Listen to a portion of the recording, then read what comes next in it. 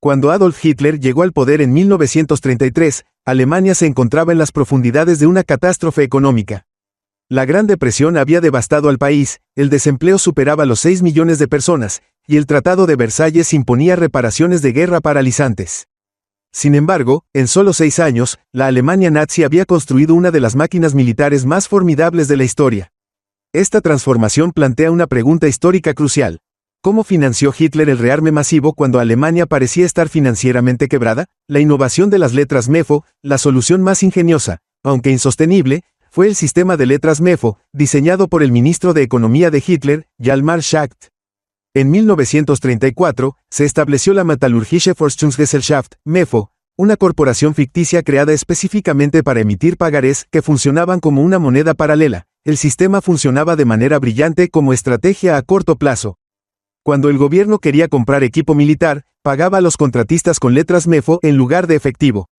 Los contratistas podían usar estas letras para pagar a proveedores o canjearlas en el Reichsbank por dinero en efectivo, con las letras generando intereses hasta el momento del canje. Esta innovación permitió un gasto gubernamental ilimitado, sin aparecer en los presupuestos oficiales, evitó la inflación inmediata al retrasar la creación monetaria, y mantuvo el programa de rearme oculto de las potencias extranjeras que podrían haber intervenido.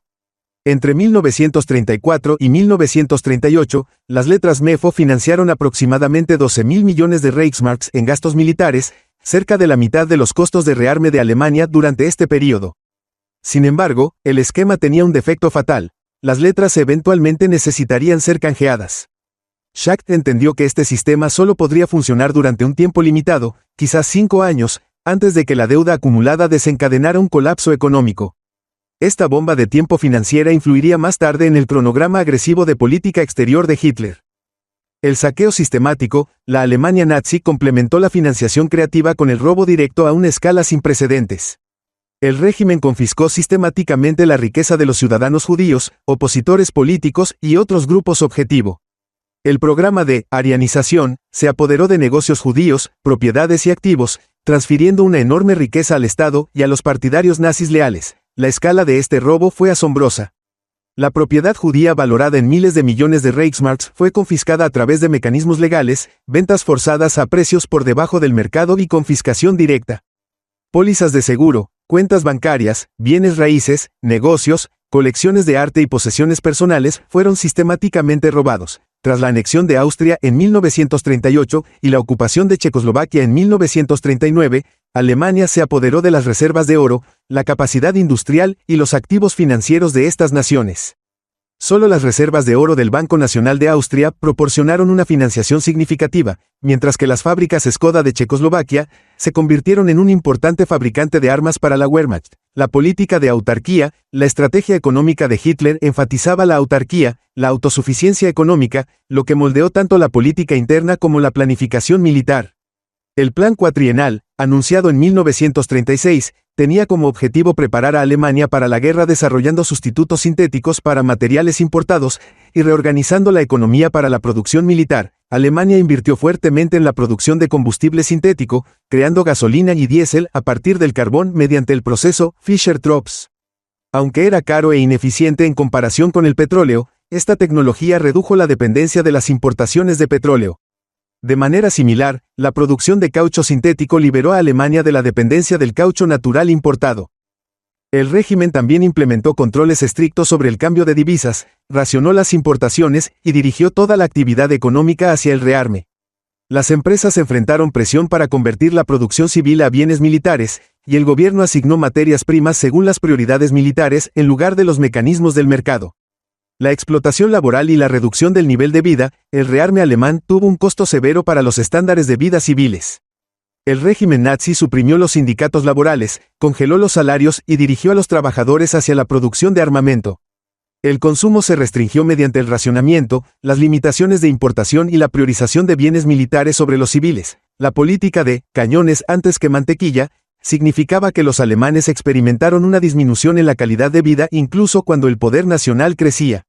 Los bienes de consumo se volvieron escasos, la variedad de alimentos disminuyó y los precios subieron a pesar de los controles salariales. El régimen compensó mediante propaganda que enfatizaba la grandeza nacional, promesas de prosperidad futura y la búsqueda de chivos expiatorios de enemigos internos y externos. Además, el régimen explotó el trabajo forzado, inicialmente de los campos de concentración y luego de los territorios ocupados. Esto proporcionó mano de obra esencialmente gratuita para la producción militar y proyectos de infraestructura, reduciendo costos mientras aterrorizaba a la oposición. El gasto deficitario y el saqueo futuro, en última instancia, la política económica nazi se basaba en una apuesta, que la conquista militar proporcionaría los recursos para pagar el rearme. Hitler y sus asesores económicos entendieron que el sistema era insostenible sin expansión. Las letras MEFO vencerían, la deuda abrumaría la economía, y el sistema autárquico no podía proporcionar todo lo necesario para la guerra moderna. Esto creó un incentivo perverso para la expansión agresiva. La guerra no era solo una preferencia ideológica, sino una necesidad económica. La conquista de Polonia, Francia y otras naciones proporcionó riqueza saqueada, recursos industriales y mano de obra esclava que temporalmente sostuvieron el sistema. Cada conquista trajo reservas de oro, materias primas, equipo industrial y poblaciones explotables. Sin embargo, esto creó una necesidad cada vez mayor de más conquistas. A medida que las operaciones militares consumían recursos más rápido de lo que el saqueo podía reemplazarlos, Alemania necesitaba victorias cada vez más grandes. La invasión de la Unión Soviética representó la apuesta final: apoderarse de los vastos recursos del este para sostener el imperio nazi permanentemente. Conclusión: una economía construida sobre arena, Hitler financió el rearme alemán mediante una combinación de innovación financiera, robo sistemático, control de recursos, explotación laboral y gasto deficitario basado en la conquista futura.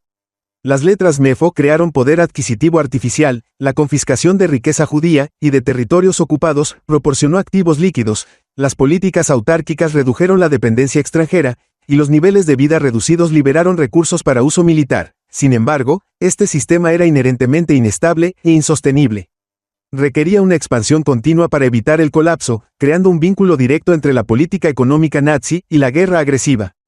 Cuando la conquista alemana finalmente se detuvo y se revirtió, los cimientos económicos se derrumbaron. Comprender cómo Hitler financió el rearme revela lecciones importantes sobre la relación entre economía y agresión, los peligros del financiamiento deficitario sin fundamento productivo, y cómo los regímenes totalitarios pueden superar temporalmente las limitaciones económicas mediante coerción y robo. También demuestra que el poder militar de Alemania, por impresionante que pareciera, descansaba sobre cimientos económicos fundamentalmente inestables que hacían inevitable el colapso catastrófico una vez que la expansión cesara.